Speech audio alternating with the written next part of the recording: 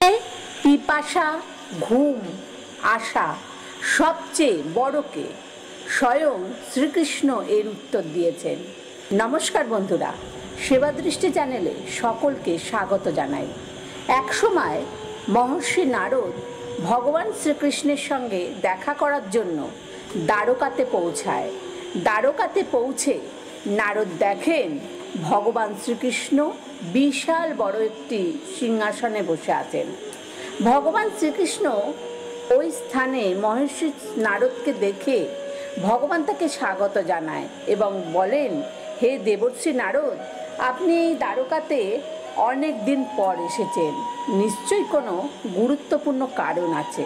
অনুগ্রহ করে আমাকে বলুন, আপনি কী কারণে এখানে এসেছেন?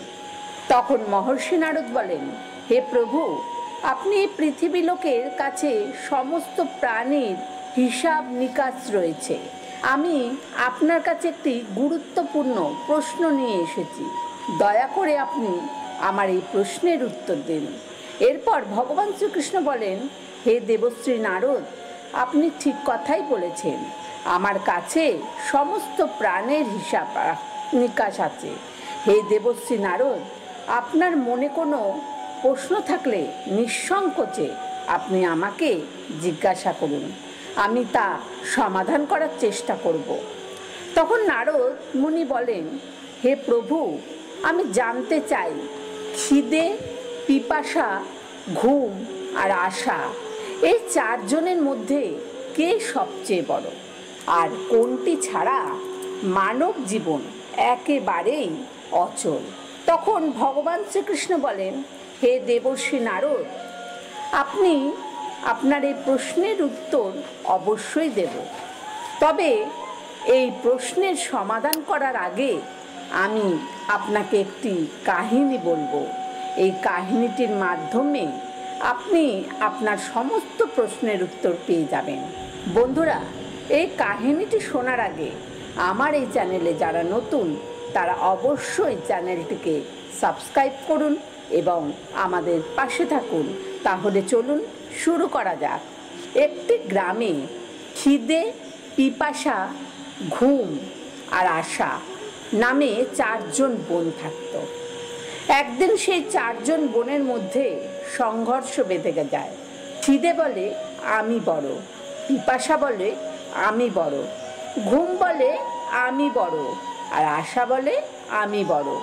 এরপর চার বোন তাদের বিবাদ নিয়ে রাজার কাছে যায় এবং তারা সবাই নিজেদেরকে বড় বলতে থাকে এবং রাজার সামনেও তাদের যুদ্ধ বেজে যায়। রাজা এই কথা শুনে খুবই চিন্তিত হয়ে পড়েন। এরপর রাজা খিদেকে বলে, খিদে, বলো তুমি কিভাবে বড়? তখন খিদে বলে, আমি এই কারণে বড় যে আমার কারণে সমস্ত বাড়িতে উনুন জ্বলে, আমার জন্যই ভালো ভালো রান্না করা হয় এবং এরপর যখন আমাকে থালা সাজিয়ে খাবার দেওয়া হয় তখন আমি খিদে নিবারণ করে তৃপ্তি পেয়ে থাকি। খিদের কথা শুনে রাজা সমস্ত গ্রামবাসীকে আদেশ দেয়, আজ থেকে যেন কেউ বাড়িতে উনুন না জ্বালায়, কোনো বাড়িতে আজ থেকে যেন কোনো খাবার যেন না তৈরি হয়। তারপর আমি দেখি খিদে কিভাবে বড়।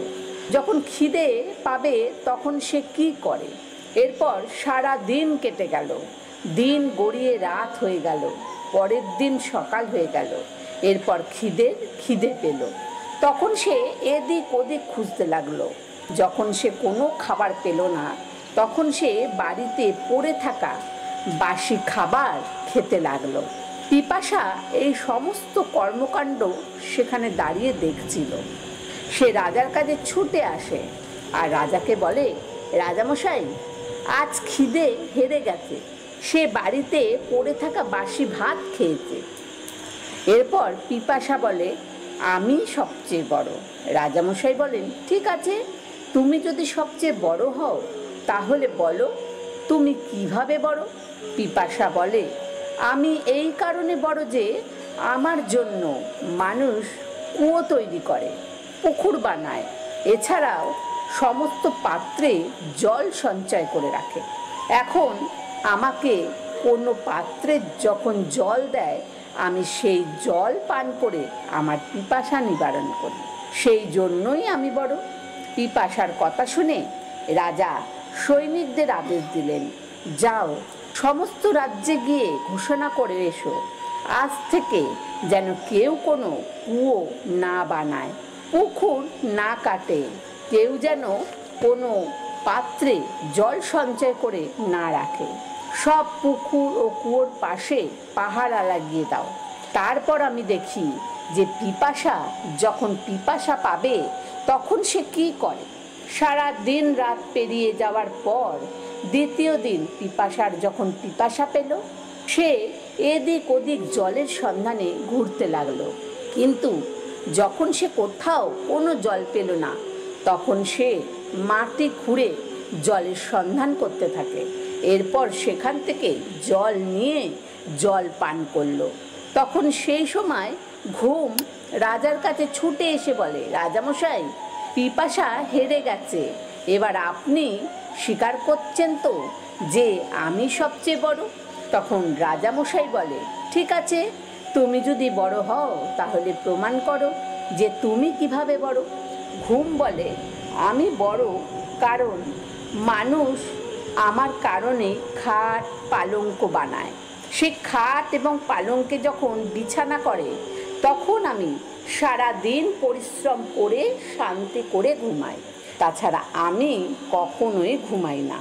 ঘুমের কথা শুনে রাজামশাই কিছুটা ভেবে তার সৈনিকদের বলেন, যাও সমস্ত রাজ্যে গিয়ে ঘোষণা করে এসো যে আজ থেকে কেউ যেন কোনো খাট পালঙ্ক না বানায় এবং সেই পালঙ্কে যেন না ঘুমায়, কেউ যেন কোনো বিছানা না করে। আমি দেখি ঘুমের যখন ঘুম পাবে তখন সে কি করে। সারা দিন রাত পেরিয়ে যাবার পর ঘুমেরও ঘুম পেল, তখন সে বিছানা খুঁজতে থাকলো, কিন্তু রাজা তো আদেশ দিয়েছে রাজ্যের কোনো বিছানা করা যাবে না, তাই সে কোথাও বিছানা না পেয়ে উঁচু নিচু এবড়ো খেবড়ো ভূমিতে ঘুমিয়ে পড়ল। এইসব আশা রাজার কাছে গিয়ে এসে বলল, রাজামশাই, ঘুমও হেরে গেছে, ও এবড়ো খেবড়ো ভূমিতে ঘুমিয়ে পড়েছে। তখন আশা বলে, তাহলে আমিই বড়। তখন রাজামশাই বলেন, তুমি যে বড় তা প্রমাণ করো।